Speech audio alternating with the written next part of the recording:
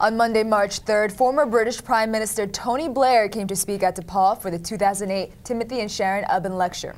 Students had a variety of reactions to the talk. D3 TV's Alyssa Jewell takes a look.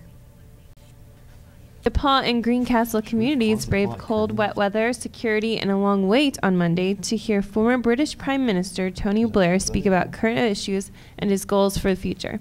I caught up with students after the lecture to get their reactions. Does it look bad? I liked it. I really thought he was very honest. I didn't think he was putting on a show, which I like because it's good when you're honest with people about that sort of thing. But I wasn't expecting him to bring up China, and I didn't know all the things he said about China growing so much, and especially being involved so much in Africa. So I thought that was really interesting, and I really was excited about him bringing up poverty in Africa, making that an issue.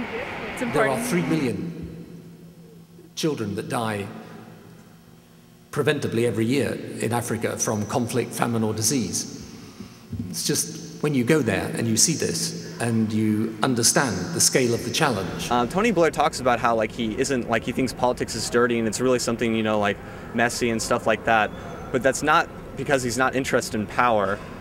He's still very much a part of this kind of neoliberal mindset that what we need is more development, what we need is sort of the spread of these sort of vague ideals of freedom and democracy, and that if that's at the expense of other countries, so be it. So he's not interested in less power. In my opinion, he's interested in more power, and I think what we need to be doing is empowering different communities across the world rather than investing in politicians. And he began his speech by saying, I was with a group of politicians earlier, he said, and we were just trying to imagine what collectively the term for a group of politicians would be.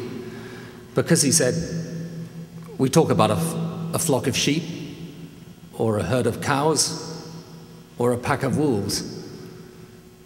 He said, I think we'd probably call a group of politicians a lack of principles. Well, obviously he made some very good points. I think that keeping Israel at the center of Middle East conflict is very important, and addressing the issues with China is also really vital to our future. But I also think his speech was fairly short, and that he should have been more open to free questions.